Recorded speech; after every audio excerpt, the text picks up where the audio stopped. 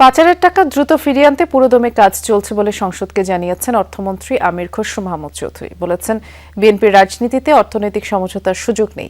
জানান, 4টি বিদেশি আইনি প্রতিষ্ঠানের মাধ্যমে দেশের বাইরে এসালম ও বেক্সিমকোর সম্পদ অনুসন্ধান করা হচ্ছে।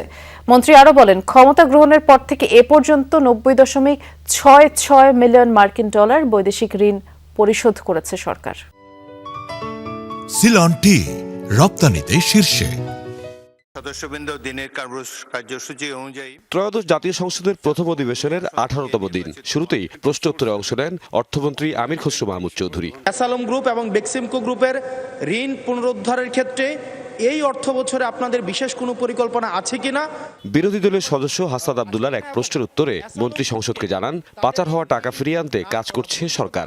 বিএনপি যতবারই সরকারে এসেছে ফাইন্যান্সিয়াল ডিসিপ্লিন নিয়ে কোনো প্রশ্ন আসে নাই, macro strategy, macro economic stability নিয়ে কোনো প্রশ্ন উঠে নাই, শেয়ার বাজার লুটপাট নিয়ে কোনো প্রশ্ন উঠে নাই। সো বি অ্যাসিওর্ড, বিএনপির রাজনীতিতে অর্থনৈতিক পরিকল্পনায় সমঝোতার কোনো সুযোগ নাই। এবং যারাই ব্যাংক থেকে টাকা নিয়েছে, পালিয়ে গিয়েছে, সকলের বিরুদ্ধে মামলা হয়েছে, মামলা পার্সু করা হচ্ছে এবং এটার জন্য আমরা বাইরে প্রফেশনাল ফার্মগুলোকে অ্যাপয়েন্ট করেছি। প্রশ্নোত্তর পর্বে অর্থমন্ত্রী আরও বলেন, বিএনপি আমলে শেয়ার বাজার লুটপাট বা ব্যাংক খাত নিয়ে কোনো প্রশ্ন ওঠেনি। দেশের ভঙ্গুর আর্থিক খাত উন্নয়নে সরকারের সুনির্দিষ্ট পরিকল্পনা রয়েছে।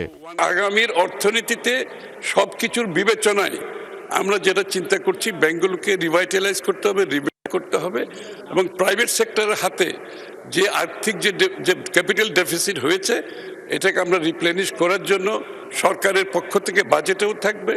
সরকার সামষ্টিক অর্থনৈতিক স্থিতিশীলতা জোরদারকরণের মাধ্যমে আর্থিক খাতের ভঙ্গুরতা কমানোর পদক্ষেপ গ্রহণ করেছে। মূল্যস্ফীতি নিয়ন্ত্রণে নীতি সুদ হার 10% বহাল রয়েছে।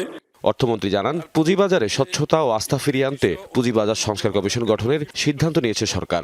পুঁজিবাজারে স্বচ্ছতা ও আস্থা ফিরিয়ে আনতে একটি পুঁজিবাজার সংস্কার কমিশন গঠন।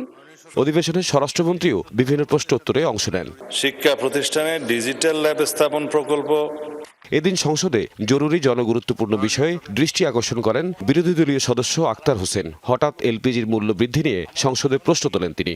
যে দামটা বৃদ্ধি করা হয়েছে সেটা যেহেতু মাত্রাতিরিক্ত, এই মাত্রাতিরিক্ত দামটাকে কমায় নিয়ে আসে যাতে একটা সহনীয় পর্যায়ে এটাকে নিয়ে আসা হয়।